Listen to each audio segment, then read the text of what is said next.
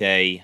Powell was talking again today, and boy, did he talk for a long time yesterday. It was about a 3 hour testimony that he gave in front of the House, and he just kept on going. I mean, he gave his first little speech, and then the questions just kept on coming and coming and coming, and that was tough to sit through, but we did it. We gave some details on it, an abbreviated version of what he talked about. If anyone wants to check that out, that's probably worth checking out. I don't know if I would recommend watching the 3 hour version. We did get some interesting news from Powell, but check out the abbreviated version I released if anyone's interested in that. Now, due to that just having been so long, we're going to be a little bit light on on the macro news today. We're going to talk more about individual stocks today and try to touch up more on those just because, boy, oh boy, that Powell meeting was was almost brutal to sit through all 3 hours of. So we're going to be a little bit more individual stock focused today. We will, of course, talk about a little bit of the news, but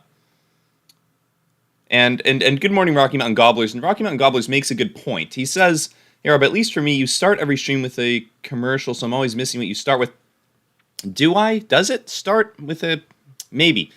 Actually, yeah, it probably does. It probably does. But also, I've noticed that even when watching the playback, it does kind of start with just in the middle of me saying something. And I think it's because it didn't used to do that, but I think it's because of the software that I'm using, Restream, to stream to Rumble and YouTube at the same time. And it just takes a second to send the video to that server and then to send the video onto YouTube and Rumble. So by the time it does, the stream's already been going on for a little bit. I should do something about that. I should get a little song or something that we play for the first minute of the stream and then start talking after everyone's gotten in. So good job pointing that out. Thank you very much. And Hero, good morning. Susan, good morning. Adrian, Pete, Matt, good morning, guys. So stocks are obviously doing well. If you look at the S&P, you can see we're moving up pretty quickly.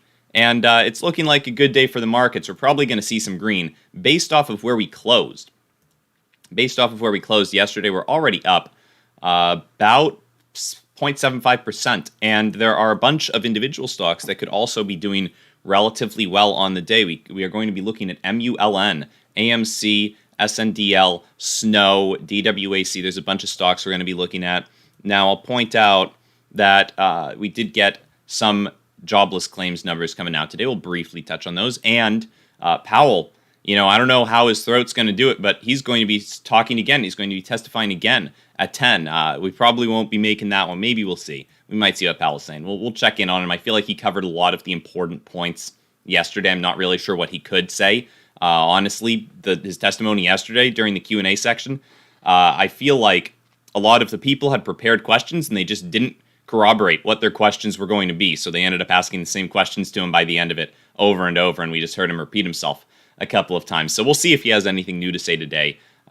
We might check in on it. But at 8:30, we got the initial jobless claims. They were lower than what we were forecast to get, and they were actually at 2-month lows. So 215,000 new jobless claims, not looking too bad. Now, we'll touch briefly on just one little story covering oil and gas, and then we'll start jumping more into individual stocks that we've got on watch today. The only real story that I thought was interesting was a Russian oil and gas embargo is in the cards. So Western sanctions imposed on Russia have so far been carefully constructed to avoid directly hitting the country's energy exports. This is because Russia exports a whole bunch of oil and natural gas to the rest of the world. Russia is the world's third largest oil producer behind the US and Saudi Arabia, and the world's largest exporter of oil to global markets. So massive amounts of oil come from Russia. Only about 1%, though, of oil run through U.S. refineries is from Russia. So overall, not the biggest amount here. But in Europe, it's about 25% of their oil that's coming from Russia. So we're looking at a situation where Russia may be getting more sanctions placed on them as they continue this invasion in Ukraine. And oil has been skyrocketing the past while. In fact, it was just a couple of moments ago. It was at 112, but now it's down to 109. It's very volatile. It was actually at 112, less than 30 minutes ago. It was at 112. So looks like it's fallen a little bit lately, but very high stuff for oil. You can see it's skyrocketed over the past couple of days. And it has not surprised me to see day after day that oil stocks seem to be doing pretty good. They seem to be doing pretty good. Now, the markets seem to be doing pretty good as well. Yesterday when Powell started talking, He was talking about interest rate decisions, and it looks like they're only going up by 25 basis points, 0.25% in March at the Fed meeting. That's what Powell is going to push for. And markets were up on that news and on news that he was going to try to keep the economy in a long expansion, that he wants to keep unemployment low, yada, yada, basically all the stuff that he's supposed to do, right? He's going to do his job. So markets were up decently yesterday during the Powell conference. They started moving up and continued to end the day pretty close to their highs, right? So now we're even opening higher than that, and we'll see what happens at Powell's testimony today. If he says anything impactful, if he says anything important, that could be good for the markets. And it's oftentimes the best days when the markets are green to be involved in long plays on whatever stocks you're looking at. So I know a lot of people are looking at Muln stock. A lot of people are interested in this one. This is an EV company that a lot of people got into, and you can see from the 30-day chart what went on with this thing, right? It bottomed out around 50 cents and started moving up. Then they had some great news that came out. Well, pretty good news, right? It was good news that they had come out, and we'll talk a little bit about what that was. That pumped them up, basically more than doubled them from where they were to their highs, which occurred during the pre-market of one day. And since then, they've tanked a little bit, but they have found some support around the dollar level, right? They're currently trading at 97 cents just about. So MULN is an interesting one. I haven't gotten into this one yet. I only noticed it when it had pumped up quite a bit and didn't think that was the prime time to buy. But it is one that I've got on watch today, and for a couple of reasons, right? Oftentimes you'll see a stock pump up big and then crash, and then you won't need to look at it again because it seems somewhat obvious that it's not going back up. However, MULN does pose some potential, right? There is some potential in MULN. If you look at the Google Trends data, it seems to have accrued a bit of a following that's pretty much, for the most part, sticking with it, right? You're seeing much higher trends data than what you saw before. People were not interested in MULN, and since the initial pump up, a bunch of people seem to be pretty interested in it, even still. So it is still a somewhat popular stock, and also on StockTwits, MULN, the number one most active stock on StockTwits, beating out the SPY, beating out AMC. It's currently the number one most active there as well. And what's interesting about it is very small market cap, $34 million market cap. This is the kind of market cap that retail could move in a big way on their own, right? Retail wouldn't need any other whales or any other big buyers. Retail could probably move a $34 million market cap stock on their own if they chose to. So it does pose some potential for another bump up. Will it get to the previous highs? Maybe. We'll have to see how high it can go, but I'll talk about a little bit why they initially pumped up, why they could be doing decently. And all of my tabs just closed for whatever reason. So anyways, MULN, why they pumped up. We'll pull this up. So they announced progress on a solid-state polymer battery pack that they've been developing. Okay, they've been testing solid-state polymer cells for their battery, right? This is a bunch of scientific jargon, but it reveals the potential for a 150 kilowatt-hour battery pack that delivers over 600 plus miles of range. Now, this is impressive. This is impressive because the current longest range EV vehicle is the Lucid Air, 520 miles. So if they were able to develop a car with 600 miles of range, an EV car, that would be a car that was widely desired in the market. That would give them a name and reason for them to probably be more than a $34 million market cap stock, right? When you look at these other EV companies, they tend to be in the billions. Now, it is notable that in-vehicle prototype testing is set for 2025. So this is a long ways off. They have a lot to go through before they actually start really implementing these batteries and having real results. But overall, they've had some positive developments for this battery pack. It looks like their tests initially are at least proving that it might be possible to make these. And it is noteworthy that it's a long ways off, though. So, if you're investing in this, based on the idea that, over the long term that this thing is going to come through with a big battery pack, that's a potential good investment, but it's also potentially risky. You never know what's going to happen over the course of 3 years, right? In between now and when they just start prototype testing. So there's a lot that could happen, especially to small market cap stocks like this. You never know. So we'll see what goes on with it over the long term, but it certainly stirred up some interest in the short term. We might see it pump up, and there are a couple of levels that are important to watch. First, there is probably going to be a support. If this thing does move down, there's probably going to be a support around 80 cents. That would be my guess. That was a previous area where we saw some resistance, and we could see some support, right? It's a 10-cent increment. There tends to be psychological levels around 10-cent increments, and we're going to talk about some more of those.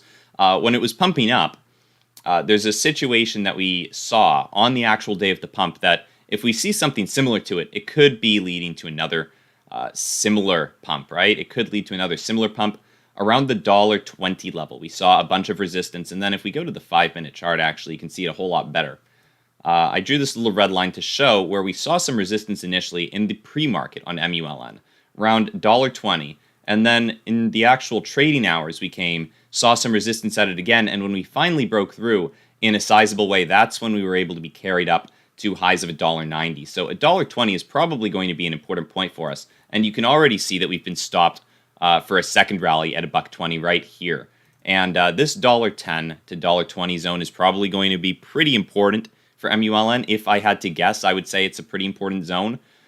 We'd probably see a lot of volatility in that zone and a lot of resistance, right? Every time that we've hit that zone, we've either bounced off of the $1.10 level a couple of times, or we've moved through to $1.20 and then bounced off of that. So we'll see what we can get. If we do end up blasting through that zone, even just a little bit, we could be on the way to a more sizable pump. Will it get to the previous highs? Who knows? It might not, though. This was on the actual news itself that the battery pack had a positive development, and oftentimes the second pumps aren't as big, but it's something to keep an eye on, right? It's something interesting. And like I was saying before about the 80-cent support, we might end up seeing this thing. If it does end up moving down, maybe 80 cents is a place to be buying up a little bit for the opportunity to play a little bounce off of it. Not a huge gain, but it's a potential situation to look at, right? So I'm going to be keeping my eye on MULN. Now that I've been watching it for a bit longer, I'd be more comfortable buying into it. So that's what we got on MULN. Also, I will point out the short interest. If anyone's curious about the short interest on MULN, it's about 29% of the free float. We have actually seen massively more shorts come into this thing, so a bunch more shorts have come in as of late. You can see previously we were around, I think it was a 15 or 19% short interest, but a bunch of additional shorts have come into MULN. Now we're sitting around 5.8 million shares short. So overall, not the biggest amount dollar-wise, right?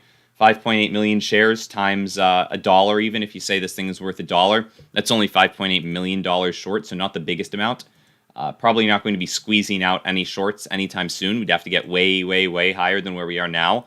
But it is noteworthy that there's a decent number of shorts in there, and that when you see short interests this high, that can rally some support from the Reddit crowds. People on Reddit might be interested in buying in just because they'll see the number 29%.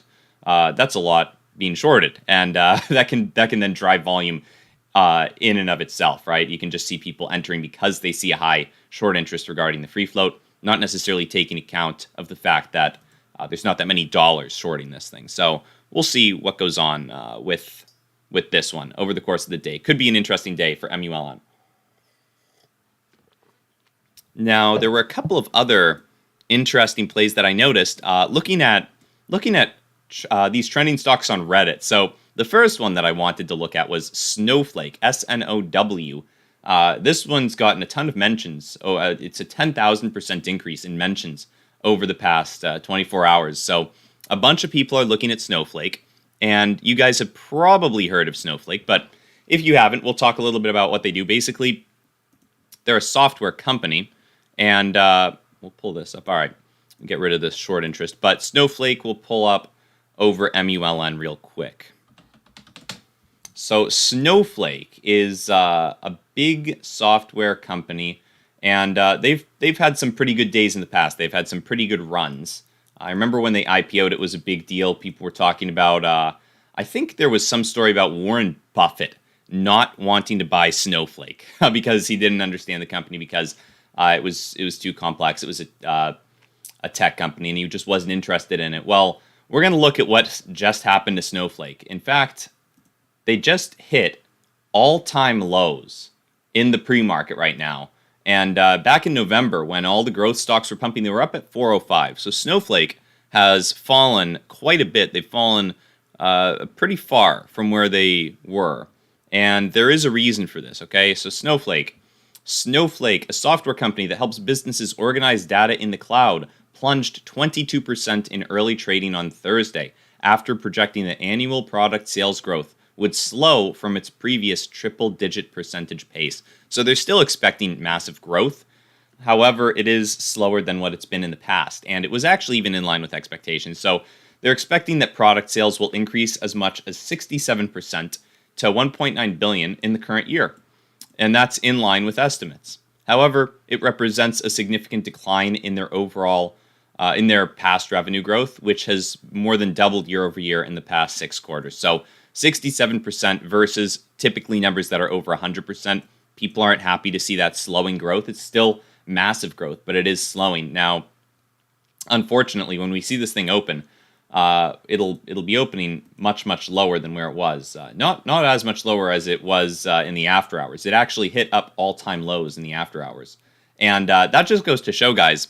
Anyone who doesn't believe in technical analysis, any hardcore investors who say TA isn't real, we can take a look at this and look at this. The all-time lows of Snowflake, the all-time support that they had was at 184 right here. And I drew a little line based off of that. And if you zoom into the day chart, you can actually see the same line right here where they literally just touched upon that line perfectly and bounced off of it. And now they're up. Let's see how much they're up from bouncing off of that line. They're up 17%. So for anyone who says TA isn't real, come on, guys. Come on. It's right there. That happened almost a year ago that they made that support level when they bounced down and made their all-time lows right there. And now they're reacting on it almost a year later. It doesn't seem like mere coincidence that this is exactly where they happen to bounce off of, right, of 184. I think that's probably something to do with the support level that they've got there. So just for anyone who is curious about that. Now, Snowflake, once again, still a fast-growing company, probably why they're rebounding quite heavily, why we're probably seeing some big buying, why we might see some big buying today. Potentially people are going to be buying them up. Once again, I mean, a lot of these growth stocks, if you look at this stock, it was at 405 just a couple of months ago in November. And since January, I mean, we'll look at how much they've fallen. To where they closed yesterday. So from November to yesterday's close, they were down 35%.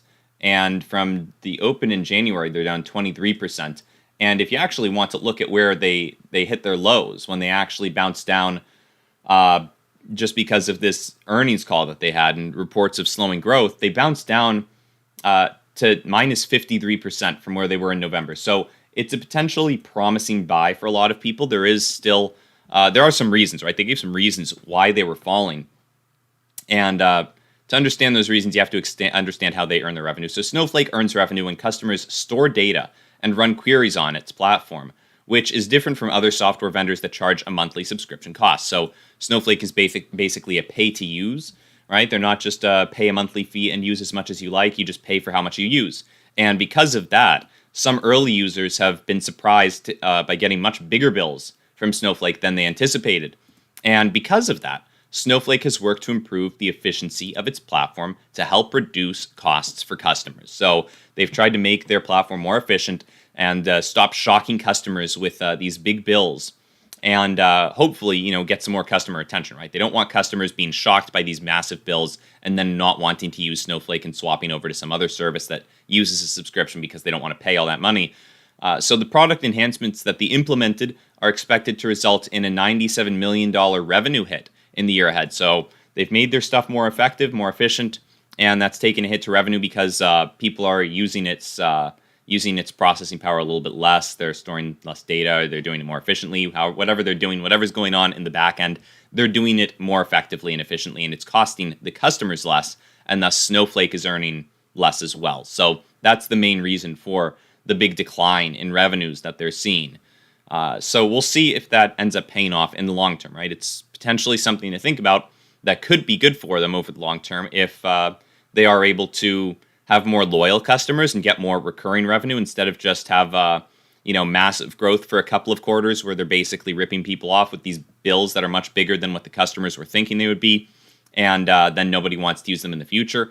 I think it's probably better to have a good reputation and not be ripping people off And even if you collect a little bit less revenue, 67% growth is still pretty impressive. All right, they're still doing pretty good and growing quite a bit. So Snowflake still looks like a promising one.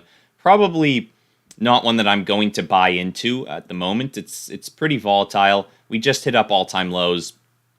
This one really could go either way. It could start moving back up. We could see it return to some of these higher prices that we had just yesterday even, right? We were up at 274, or we could end up making newer lows, right? It could go either way.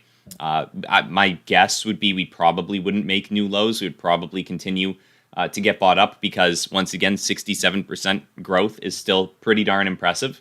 And this company has already been hurt quite a bit since November. So we've already seen a big decline in price. I'm not sure if this decline was too justified. It might have just been a lack of liquidity at the earnings call itself and a bunch of big sellers stepping in, which ended up pushing us down before some real traders stepped in around 184, bought up their shares, and then are probably going to be selling it throughout the day for a decent profit. So we'll see what goes on with Snow. And Rich M asks, what do you think of Sofi? I like Sofi. I haven't looked at them too closely today. We will look at Sofi, though. I'm a big fan of Sofi. I think they've got their tentacles in a lot of different industries. And boy, oh boy, I wish I'd actually been looking at them a couple of days ago when they were as low as 882. I definitely have bought some more of them. But even now, I have been buying up some Sofi in the long-term account during this whole Russia decline. So a lot of these stocks I've been buying up. A lot of these growth stocks I've been buying up during the panic going on in Russia due to Russia and Ukraine and the Fed. But Sofi I am a big fan of. I'll touch on them a little bit before we move into AMC. In fact, I'll just pull up their official site because this explains one of the reasons why I'm a big fan of them. Well, there are a couple of reasons. But the first one, you can even just see it right here, right? All of these different tabs are things that they offer. They let you invest. They do loans, loan refinancing. Now they've got their banking charter. They can do banking and have bank accounts.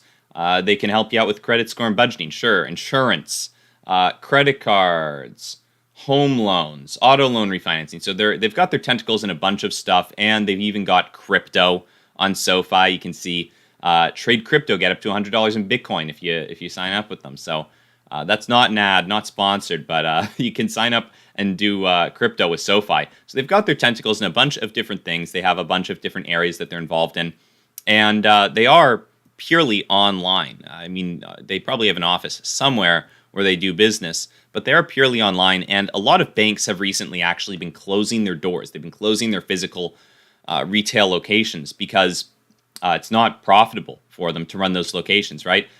We had a story, I think it was late last year that this came out, that over the course of 2021, Wells Fargo and a bunch of other banks closed thousands and thousands of locations because they have to pay for all of that retail space, and it's tough for them to be competitive as a bank when they have all of those physical locations. It's a bit of an archaic way of doing things. Now, don't get me wrong. I like going to the bank. I like being able to take my money out in cash and deal with a teller. But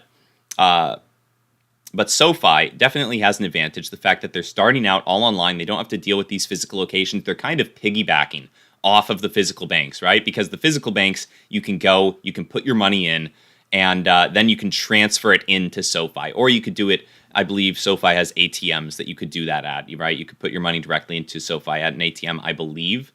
Don't quote me on that, though. I tend to not use ATMs. But they're basically piggybacking off of the infrastructure that other banks have built and are able to offer better rates and a whole bunch of other things that you might be interested in at Sofi, right? They're able to do the same stuff that banks can do, but at lower cost, and thus collect more revenue than other banks might be able to, because they don't have the weight of those physical locations on them. So they're interesting. They're definitely a big fintech player, and they're one that I'm pretty bullish on over the long term. They've been hurt recently, but I do like Sofi now. I don't know if they're going to pump up today or tomorrow or next week. It's just one that I'm bullish on over the long term. So big fan of Sofi. I do buy up some Sofi stock every now and then. And, if I had seen it below $9, I might have had to buy some more. On that day that the market was really red. Everyone was very fearful of this whole Russia situation back then. So we'll see what we get from Sofi in the coming days and weeks and months. But I think it'll be good stuff. That's just my thoughts on Sofi. Now, Sundial we'll touch on. Then we'll talk a little bit about AMC, and we'll see what we're getting for AMC. AMC's, well, we'll talk about Sundial first. So Sundial is just kind of stuck in this 50 cent to 53 cent zone right here, unfortunately. In fact, we'll pull up Sundial. I know this bottom right chart isn't ideal. It's not ideal, but Sundial is unfortunately stuck in this 50 to 53 cent range. At least it's not going lower. But it has been stuck there for the past couple of days, unable to escape. So we'll see what happens with Sundial over the coming days. You know, it's tough to say what a stock will do on any given day, but over the long term, it's one of the stocks that I'm most bullish on, right? I think that as we do start to get more legalization hype coming in, as a lot of this Russia news starts to wear away, and we start to hear less and less about it as it maybe, hopefully, as the situation resolves itself, and Russia either decides to leave Ukraine or is beaten or their economy collapses. Who knows what's going to happen in Russia? Hopefully something will happen that's positive in this whole situation, and it'll stop being the major headline. We'll be able to start focusing on some of the good news that Sundial has coming for it down the pipeline. I don't think a lot of people have taken that into account.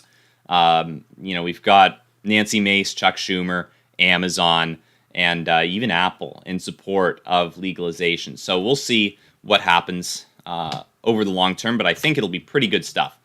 Right now, though, we are kind of stuck in the 50 to 53 cent range. We've just kind of been bouncing off either side of that for a couple of days, and today could be the day that we break out. I mean, the S&P is green. If there ever were a time when we could break out, it would be on the S&P pumping up. So we'll see if we can do that today. It looks like Sundial's going to open pretty darn close to 53 cents, which they've been seeing some resistance at. So we'll see what we can get on Sundial stock. Hopefully good stuff. And now I'll pull up AMC for anyone who's interested. MT asks, how about your views on FAMI? We will talk about FAMI after AMC. That was one that I used to be in and have not been in the past little bit. Fortunately, when did I get out of it? I think it was around 30 cents. Unfortunately, they've fallen quite a bit more, but it's looking pretty cheap at the moment. I'll take another look at that one. But AMC, here we go. So AMC, we'll talk a little bit about their earnings call and then what's going on with the price of AMC, right? Because a lot of people might have thought, based off of the news that we got at earnings, that AMC might be moving up. That didn't happen, unfortunately. So AMC posts strongest quarter in 2 years, and CEO is bullish on the 2022 box office. Could be nearly double 2021. So they had revenue of $1.17 billion compared to $162.5 million in the year earlier, in the year's earlier period, right? The same one for the year prior. So net loss is also shrank to $134 million versus a net loss of $946 million. And the CEO said, we are quite bullish that for a full calendar year of 2022, the industry box office could be nearly double that of 2021 with COVID impacts easing, with more and more major films on the docket for release, and with most major studios coalescing around an exclusive theatrical window of 45 days or more. So, all in all, it sounds like there's really good stuff going on for AMC. People would be wondering, all right, why didn't they move up on this earnings call news? In fact, they, if anything, moved down a little bit, right? They weren't actually very bullish right after their earnings call. And that's because AMC is not a company or not a stock, I should say, that's trading based off of the fundamentals, right? They're not, people aren't really looking for these revenue numbers to be improving. They're still, making a loss each quarter and whatnot. People don't really care too much about the fundamentals with AMC. They care about this because it's a more movement-based stock. They want to hear more interesting and hype-based developments. And, AMC, while they're doing some stuff with NFTs, they really could be doing a little bit more. They could be doing a little bit more. They could maybe have slightly stronger leadership. A CEO who's a little bit more exciting than Adam Aron could really benefit them, I think. We'll see if they decide to make any changes, but I think they could do a little bit better if they were a little bit more understanding of what would be beneficial for their stock. Now, obviously, some people care about the underlying company a little bit more. Maybe big decision makers care about the underlying company a little bit more, and that might be why they haven't made changes that are too sweeping yet. We'll see what they end up doing. But we are getting the opening bell, so we'll see what goes on. We will we'll move some of these charts around. We'll pull up MULN because that is one that I want to have on a close watch today, right? I want to keep an eye on that. We could see interesting stuff coming from them. It looks like they're down at the moment, and overall the 3 indexes are up. Gold is up as well, and the dollar's up. Everything is green except for some of these smaller market cap stocks, it looks like. Okay, so MULN having a rough first couple of bars, moving down about 5%. We'll see if they do end up hitting 80 cents. That could be a place to buy. That's a ways away, though. They would have to fall quite a bit to get to 80 cents, but I might buy up some there. Might buy up some air. All right, AMC. AMC is a little red as well. And Sundial. Maybe we'll see some green. This is the closest green. Actually, AMC just turned green. Sundial's at break even. And the S&P is greener than them all. All right. So let's see what we've got. I think there was actually a very... Okay, yeah, so this is something that I noticed. The top trending stocks, Tilray is actually one of them. And I've not looked yet at Tilray and what it's been doing today, but it is the top trending stock on StockTwits. So let's see what's going on with Tilray. Why would this be... Okay, breaking. Tilray Brands and Hexo form strategic alliance, expecting $50 million of cost synergies in 2 years. Wow. And Tilray agrees to buy up $211 million in Hexo debt. Very cool. Okay. Look at that. So Hexo is another one. That's up 15% actually. People are viewing this as a much better deal for Hexo than for Tilray. Look at that. They bought up a bunch of their debt. And Hexo is soaring on that news. That's cool. Travis Brusso says, someone was saying Sundial should be trading at $300 by the end of the year. I would love to see it, but I don't think that's too likely. And we can look at the market cap. A really important thing to do is look at the market cap of stocks, and you can see where they might be, what might be a viable price for a stock to be trading at. So currently, Sundial's 50 cents, let's say, and they've got $1 billion market cap. So if you extrapolate this and say, all right, let's assume the stock price is $300, that would mean the market cap has to 600x to get from 50 cents to $300. You'd 600x the stock price, so you'd also 600x the market cap, and that would mean Sundial is a $600 billion market cap if they're going to get to $300 per share. So probably not, right? $600 billion market cap would be bigger than most companies in the world. So I don't think they could get to $300, but we could see them getting up there, right? We could easily, we could see them 10x, right? I think they could 10x. They could get to 5 pretty easily. That'd be about a $10 billion market cap. We've seen stocks. It really depends on how hypey Sundial and legalization gets, right? They could 10x, they could 20x. $20 billion market cap is not unheard of. AMC was up to $70 billion market cap, I think, at one point. Dogecoin topped out around $80 billion, and Dogecoin had no fundamentals behind it. So we'll see what goes on. It really depends. We'll have to look at it at the time and see how much hype there is surrounding the thing. But $300 per share seems a little steep for the market cap. That would be really high. Yeah, and BB says yes. We wish $300 on Sundial. I do wish that. That would be very nice. I think we could all retire if Sundial hit $300. So we'll see.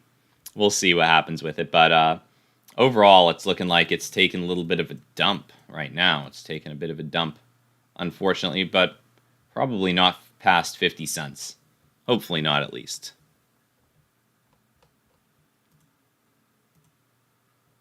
And I don't know if anyone here has been interested in oil-based stocks, but for anyone who was, oil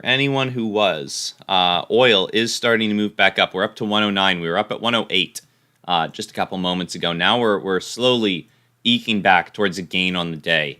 And it would not surprise me to see us actually gain on the day because with this news coming out that Russia that oil and gas from Russia might be getting sanctioned. We might put an embargo on Russian oil and gas. That would be a big hit to the world oil markets, especially considering the fact that OPEC isn't going to be increasing production until April, I believe. And even then, they're not going to increase it by that much. And I am checking out the Rumble chat right now. Good morning. Good morning, Rich. Good morning. So we are actually going to have Powell talk later today. He's going to come out around 10 o'clock, the same time he did yesterday. And we might listen to him. I've not yet decided. We might. Probably not. Though I can't imagine he says anything that he didn't say yesterday, right? He was out there for 3 hours, and by the end of those 3 hours, he was just repeating himself every time people asked him questions. So probably not going to be listening to Powell again. I'll listen to something that makes what he says more concise, maybe. But oil stocks, people are asking about. Rich M asks, what's a good oil stock? So you can actually see some of the biggest oil stocks. This chart's all gray right now. But energy, oil and gas, Exxon, I think Chevron. I typically don't invest in oil stocks over the long term, so I'm not too well versed in what good oil stocks might be. But we'll pull up XOM and see what they've done over the past little bit. They've definitely been pumping up. But I tend to not be too bullish on oil. Over the long term, at least, I think we're probably moving into more renewable forms of energy. And, it's not to say you can't profit over the short term with these oil stocks. This one certainly pumped up a lot. Exxon pumped up a big deal. Pumped up quite a bit since January, whenever these Russia tensions began. And if you were playing the options on it, you probably made quite a bit more, because the stock itself is up about 30% from where we started the year at. So there are opportunities in oil stocks for sure, and these could go a bit higher.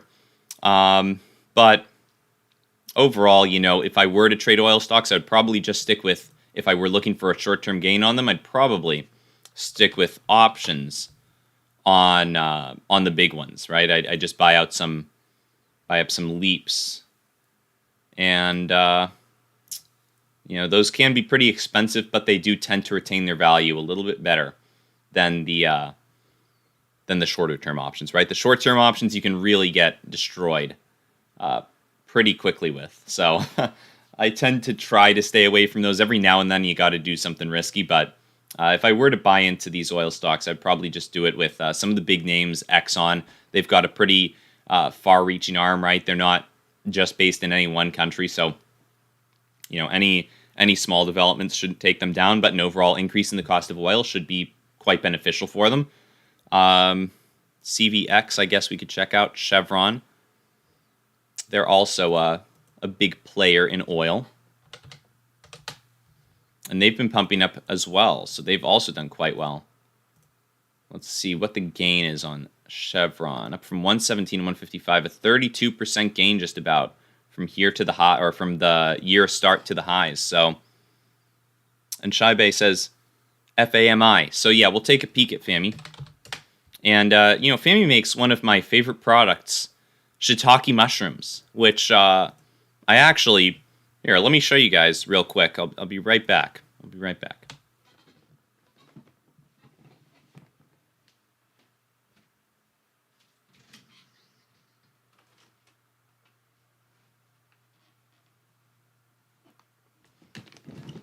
Now, I don't think these are FAMI's product, but we'll actually zoom in right here. Shiitake mushroom crisps. And these are actually just dried mushrooms. I got them from Costco. They're pretty good.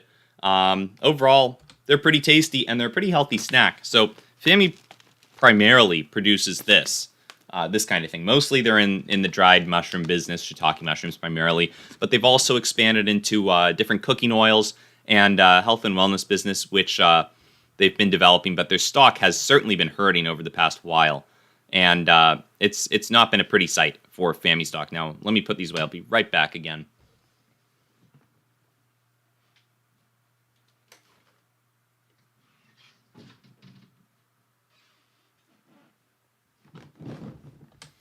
But all things considered, FAMI is an interesting one. So, at these prices, I mean, they've gotten so much cheaper than when we first started looking at them. A lot of these growth stocks have. I initially took a little trade with them around here, made some money, lost some money, and got out of them before they broke through this 30-cent level, I think. So it's been a while since I've touched this one, and maybe I'll get back into it. I am in a lot of growth stocks at the moment, a lot of these slightly riskier plays. So we'll see what I end up doing with that. But FAMI is a cheap one. I mean, it's China based. So here, I'll pull up their market cap. But $100 million market cap on FAMI Inc., ticker symbol FAMI. And it looks like, okay, they just announced the closing of a $6 million private placement in the U.S. Okay, an agricultural product supplier in China announced a private placement. All right, sure. So, you get some news on them every now and then. They have, whenever they get a new product order, it's typically a big deal. They're a relatively small company, once again, $100 million market cap. But they're a pretty cool company, honestly. I'm not in many mushroom growers, so FAMI does provide some exposure to a different kind of industry, and I honestly might have to get in on them. But looking at this, they have been below $1 for some time now, and they might be getting close to delisting. Let me look, because they haven't been above $1 for a while. So here we go. FAMI receives NASDAQ minimum bid price requirement extension. All right, so they got an extension, and they got to get up to $1 per share by May 30th.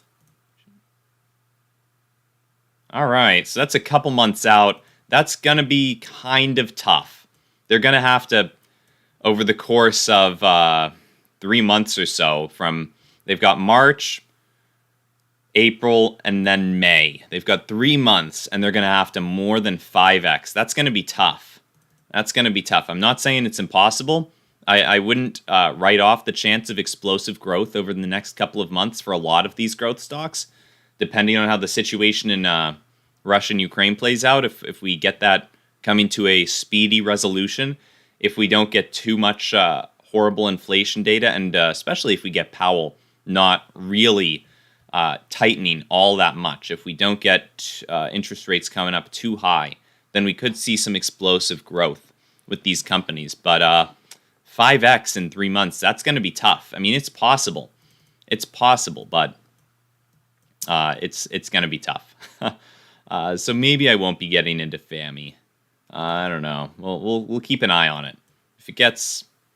If it makes some progress, then maybe we'll do it. But it looks like Muln is tanking at the moment, down 10%. A bunch of big sellers stepping in. Let's see what we got on Google Trends, if there's any new data coming in, if people are... Yeah, so that's not ideal. Less people are looking into this one as the day goes on, right? People tend to look for it around 5 and 6, and then, unfortunately, the data is declining. So a lot of people... stopped looking into Muln stock. That's too bad. Not an ideal situation, I will say, if we were to buy into this. I mean, maybe if this thing hits 80 cents, that could be a place to buy. It's looking a little risky at the moment. Not necessarily a guaranteed win or anything like that. There's always the chance that it just blasts right through. And that's not what you want to get in on. If it is just going to blast right through, we'll see. We're seeing some buying pressure coming in. Looks like a decent amount of additional volume, but the shorts might have some control over this one. It looks like over the past couple of days, they have been dramatically increasing their short interest. So we'll see what we can get. If the short, the short exempt rule, I believe, applies to Muln. I believe that's the case. Let me see if I can pull that up for sure. Let's see.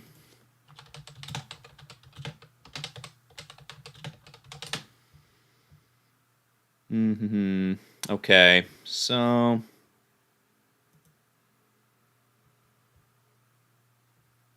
Okay. Here we go. Thank you, Reddit. So, MUL on short exempts. This is Fintel data. Short exempt volume 22 million today. Public float 22 million. 34 million outstanding shares. I can almost guarantee that there are way more short shares than total number of shares. Send it. Possibility. That's a possibility. We'll see what goes on with MULN. But yeah, it is bouncing up a little bit. Maybe we'll get into it if if it is just plummeting and just crashing down right through 80 cents. That's the situation which I wouldn't ideally like to get in to MULN. If they were just going straight down, that would lead me to believe that they might just break right through. But if it's a slow decline and they end up hitting around 80 cents and maybe holding there for a couple of ticks, that's a situation which I might not mind taking a position, then selling out if they go down by 2.5 cents or something, just cutting losses quickly. And then if they do end up coming back, maybe they could get up to 87.5. If they end up going on the decline today, there's always the potential situation that they just rebound from here, and we start to see a breakout to the upside. That's possible, but we'll have to keep an eye on it. I don't like entering these trades just blindly, right? I'd much prefer that we hit up either a support or resistance level, and maybe if we break through a resistance level, that's also a good time to be entering these, in my opinion, when you're breaking through resistance. Now, oftentimes you want it to be the second time that you break through resistance. Looking at the 5-day chart, you can actually see what happened right before their big run. First, they bounced off of this $1.20 resistance. Then they ended up breaking through it, getting up to 121, and then falling back down below. And then they broke through it in a big way, and that would have been the key point at which it would have been prime time to enter, because they continued soaring up from $1.30, where you might have considered entering, up to $1.90. So there was quite a bit of upside on MULN that day. We'll see if we can get something similar today, but it's looking like there is some buying pressure coming in. Whenever we see a lot of red, we do see some green after that. Though, is this a new low? Not quite. So we didn't make new lows on the downtrend. We were lower on the initial day of the crash when it hit 85 cents. So we got pretty darn close to it. But we're not actually at new lows yet. So all things considered, it could be worse. Things could be worse for MULN. And Rich M asks, what's a good agricultural stock? I'm really not too well versed on agricultural stocks. Can't even say that I've heard of an agricultural stock. It's tough to say. I feel like a lot of the farms are kind of just owned by individuals. Maybe they're privatized.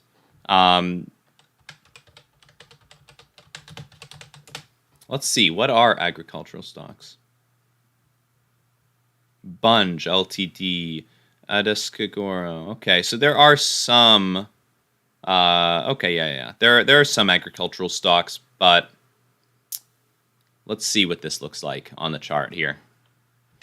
It's not really something that I'd want to be buying into, though. This one looks like it did pretty darn good over the past couple of years. Bunge, BG, still performing incredibly well, partly because of the Russia-Ukraine nonsense, right?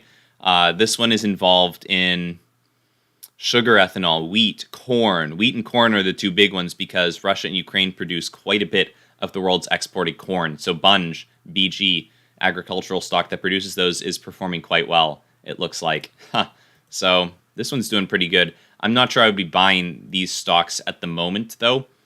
While there is the potential they could rise a bit more if I was, long-term investing in them, we might be at a little bit of a peak, or at least on the way to a peak. So maybe for a short-term trade, if things get a little bit worse in Russia and Ukraine, then they could be good for the short term. But over the long term, I think that we're probably at a bit of a peak in prices for corn and wheat, just because of all the tensions that we've seen. You can see that since January, which is when a lot of these tensions started to become a somewhat prevalent issue. Really closer to February is when they really ramped up. We have been up from $93 to $109, so quite a big gain on Bunge. About 16% gain on Bunge. So that's one, but farming seems like the kind of industry, that you can only do so well in. And yeah, here's what I'm thinking. If you look at the max for this stock, you can kind of see what I would have expected might be the case.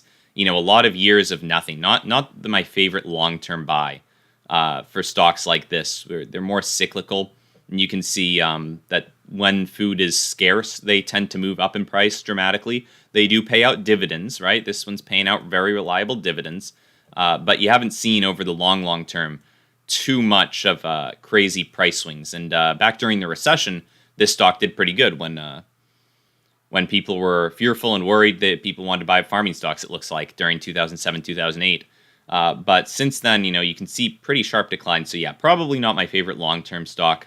This is certainly, in my opinion, at this point, looking at the long-term chart, probably almost certainly on its way up towards a peak at which we could come crashing down after prices revert back to normal and we get cheap food again, which, I don't think anyone would mind seeing cheap food except owners of this kind of company, of an agricultural company. So I don't know if there is necessarily a high-growth agricultural company. I really like tech stocks, right? I think the tech stocks and growth stocks are really good ones to hold over the long term because there's a lot more leverage that you have with the kind of services and products that they're selling, right? These agricultural companies, they make the same thing every year. They make corn.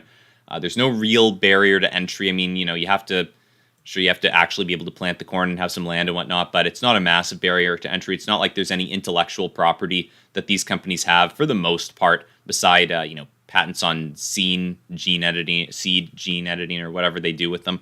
There's no real barrier to entry. And if you're a company like Microsoft and you're building a product that you can sell digitally, Microsoft has a bunch of games. They own Minecraft. Let's use that as an example. You only have to buy Minecraft once. You only have to develop it once, and then you can sell it to an unlimited number of people, an unlimited number of times, and you can make a whole lot more selling a digital product than you can selling these physical products. Every time they want to sell a piece of corn, they have to grow that piece of corn, or that the cob of corn, whatever it is. So, not my favorite kind of company. I do think that actually interesting statistic right here that we're going to take a look at. Now a lot of these growth stocks, okay, this is something I just posted to the locals community. It's Warren Buffett's Berkshire Hathaway versus Cathie Wood's ARK Invest. Now we'll zoom in on this a little bit, and you can notice the blue line, that's Berkshire Hathaway's performance over the past 2 years. The red line is Cathie Wood's ARK Invest. They both started at the same point, and now they have actually both returned to the same point. Now, in this situation, over this 2-year period, Buffett actually tied up with Cathie Wood. Most of the time, Cathie Wood was far ahead. I think that this is a trend that you'll probably notice over the next 10 to 20 years, that there are growth companies that are extremely volatile, but extremely, once again, high growth. And over the long term, they'll have massive swings and huge volatility. And when times get tough, when people get fearful, these stocks will actually revert back to what more value investors are seeing return-wise, and probably even move down a little bit lower than what the value investors are getting. But over the long term, I think that the swings will tend to be more in the upwards direction. I think we'll see larger swings to the upwards direction, and they'll probably, in the end, outperform the more value-based stocks. The growth stocks, the tech stocks, I think will probably be doing a little bit better. But we'll see. We'll see what these stocks end up doing. I think the Cathie Wood and their tech stocks will probably, in the long term, outperform more value-based stocks. But and Michael says, really no barrier, 3,000 an acre and a barrier. It's a barrier. What I mean by no barrier isn't that there's no cost to it, right? There's a cost to it, but a barrier to a tech company. Not everybody knows how to farm. But it's a widely known skill that there are very many people knowing, and it's quite different from, say, a company like Facebook. There's only so many people who know how to run a tech company like Facebook. Farming is one of the oldest practices, and a lot of people do know how to do it. There's nothing that you can't get for enough money, right? Capital isn't really an issue in today's world. You can get big loans. you can get a lot of people taking out money to buy up some land, and then they can plant some seeds. And you want to have some specialists who know what the best time to plant the seeds is and what nutrients to water them with is. But at the end of the day, if you develop something like Facebook, you have a patent on whatever technology you've created. Apple has a bunch of patents on their iPhone technology. That's the real barrier to entry that I'm talking about, not necessarily just a cost, right? Costs in today's world, we saw the Fed print so much money. Cost isn't really too big of a barrier nowadays. It's a barrier for us, but if we're talking about another company coming in and competing, companies can very easily come in and compete on that front. But if you're looking at a tech company, it is tougher. At least there are more barriers to entry depending on what patents these tech companies have. That's the point that I'm trying to get across with fewer barriers to entry for these farming stocks, which, not to say that they can't do good, but I think the long-term chart kind of speaks for itself, right? They can do good in more cyclical ways. At the end of the day, there are a bunch of farmers out there, and they're all competing to sell the same product, right? Who's to say whose corn is better? Somebody's corn is probably a little bit better, but you don't really notice it too much at the grocery store, which corn you're buying. And whoever can provide it cheaper is the one who gets to sell that thing. Whereas Microsoft owns Minecraft, and if you want to play Minecraft, you've got to pay Microsoft what they want for it. So there are no two Minecrafts. There's an incredible barrier to entry to becoming a seller of Minecraft, right? You can't actually do it unless Microsoft decides to let you and decides to give you the intellectual property for it. If you want to become a farmer, you can still pay some more money. And you can end up doing it at the end of the day. So that's the point that I'm trying to get across. Hopefully that comes across as what I'm trying to say. I'm not trying to say that I could go and start up a farm, but that's just my thoughts on the issue. So typically why I'm not the biggest fan of these highly competitive stocks, right? These industries where like a Walmart or a Target. I'm not saying there's no barrier to entry with those things. Obviously, capital is the big barrier to entry, but and they've certainly done well over the past couple of years. But these retail stocks, they at the end of the day, for years can sit kind of flat because they have to sell a product and they have to get that product first. The tech companies I really like because they have to make a product once, they can sell it over and over and over again.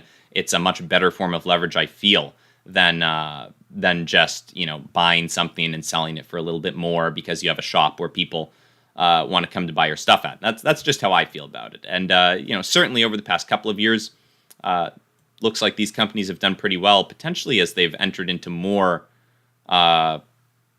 online spaces, as they've started selling online a little bit more. They've maybe started doing a little bit better over the past couple of years, and in addition, as stimulus money has come in, they've probably gotten a little bit more spending done. They've probably gotten a little bit more spending done at their shops. So we've seen Target do pretty good, and Walmart, I wonder how they're looking over the past max. Let's see what Walmart's looking like. Yeah, Walmart's, yeah. Once again, though, they can sit really flat for, a decade. They can sit pretty flat for. More recently, though, especially with the stimulus, they pumped up a little bit. But all in all, they're not bad companies, and it doesn't hurt to have some money bought into those. But not where I would put most of my money. I would tend to make probably much larger bets on things that have better forms of leverage, that have larger or more impervious barriers to entry than just needing some capital. But that's just my opinion, right? Everyone can put their money where they wish, and you might end up seeing a big return in some years when the prices of certain products go up, right? If the prices of all kinds of goods go up dramatically, we could see Walmart stock actually do pretty darn good. If inflation is a big deal and they have a bunch of inventory on hand, we could see potentially something big coming from them. But you never know. You never know what we'll see at Walmart. But it is 10 o'clock, so this is the end of the stream. We are expecting, actually, right around now, for Powell to start testifying. So if anyone wants, they can check that out. But other than that, guys, that has been the day. and we've only got one more day this week of trading. Now, hopefully, it's going to be a green day. It looks like at the moment, most stocks are green. The S&P is green, and we will actually pull up real quick just to show you guys this market map. It looks like we are fairly green on the day. So, all things considered, stuff's looking pretty good, stock price-wise. We're seeing good things in the stock market. And we'll see if Powell changes that. Hopefully he says more good stuff and moves stocks up even more. But you never know how the market's going to react. And Rocky Mountain Gobblers just don't. It's right, DWAC. Shoot. Well, we'll talk about DWAC tomorrow. We'll do it. Tomorrow will be DWAC day. All right. Now, see you guys Friday, 9 o'clock sharp. Bye, guys.